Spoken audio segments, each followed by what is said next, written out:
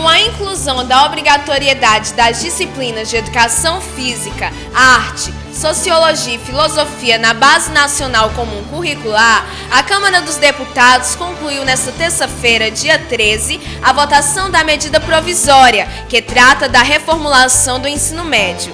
O texto base foi aprovado na semana passada, mas ainda era necessário votar os destaques que pretendiam modificar partes da proposta. O texto segue agora para o Senado. E nós viemos conversar com o diretor e professor Rafael, da Escola Remy Soares, que vai nos explicar como funciona essa lei. Essa nova reforma do ensino médio, ela traz uma nova proposta, né? Ela tem um ponto negativo, que é a questão de não ter trazido para a sociedade a questão das discussões, porque tudo que é feito na educação tem que ser amplamente discutido por todos os setores que interessam, né? Professores, ministros, os próprios alunos, os pais de alunos. Então a comunidade de forma geral tem que ser consultada sobre essas reformas.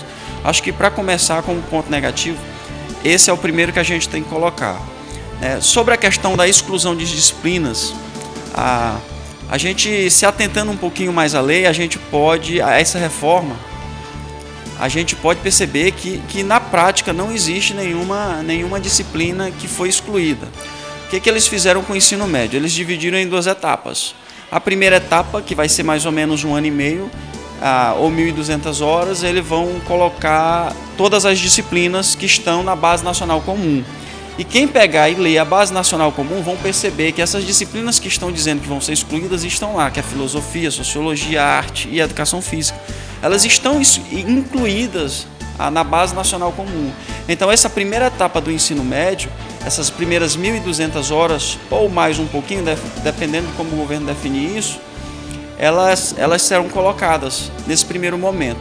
Em um segundo momento do ensino médio, a segunda etapa do ensino médio, que vão partir para uma parte que é mais específica, onde os alunos escolherão uma das áreas do conhecimento, que é matemática, ciências humanas, ciências da natureza e por aí vai. Uma dessas áreas ele vai escolher e vai se especificar o seu estudo numa dessas áreas, dependendo daquilo que ele quer para o futuro dele, dependendo da área que ele quer fazer no curso superior. E tem a possibilidade ainda de fazer um ensino médio técnico. O mais, a gente vai ver os pontos negativos ou positivos quando essas novas regras estiverem mesmo sendo já implantadas, estiverem sendo executadas.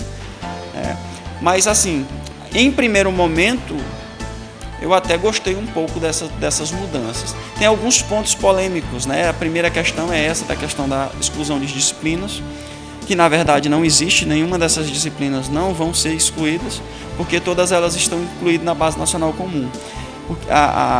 O que exclui é a obrigatoriedade dessas disciplinas estarem nos 3 anos de curso do ensino médio. Por quê?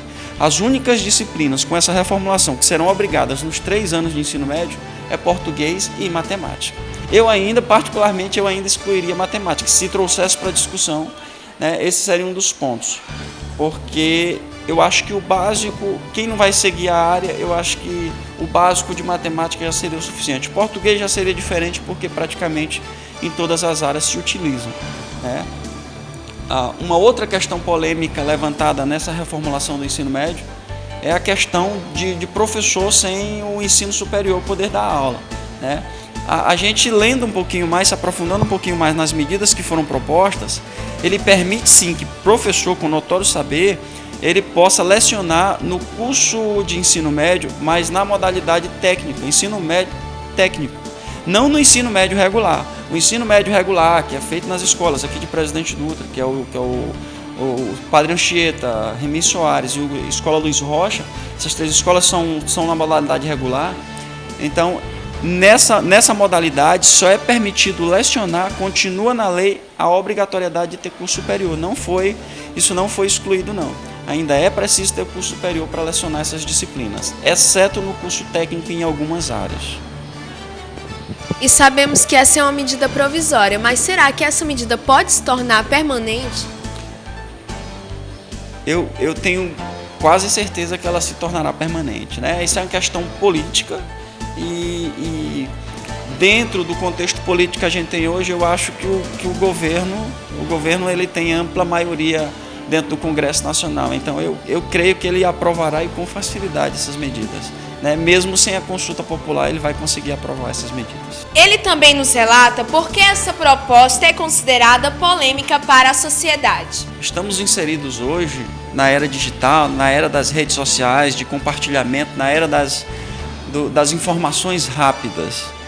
Isso tem uns pontos positivos, né, porque você consegue absorver informações com uma rapidez, ter informações com uma rapidez nunca vista antes, mas tem os pontos, trazem também os pontos negativos, a questão das notícias virem muito superficial, né? As pessoas absorvem as coisas e não se aprofundam nessas informações. É uma coisa que está faltando. Eu mesmo duvido muito de notícias de redes sociais.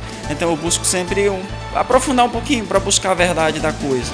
É uma das coisas que está acontecendo com essa medida provisória. Né? Falta um pouquinho mais de aprofundamento no assunto, pegar mesmo a lei, o que foi proposto, o que está escrito lá como mudança e saber o que está de fato, o que vai mudar de fato. Né? E deixar de pegar simplesmente o pensamento que já vem compartilhado de dezenas de milhares de pessoas aí. E às vezes a gente deixa de ter um próprio entendimento. Isso é até prejudicial, né, para o conhecimento da gente.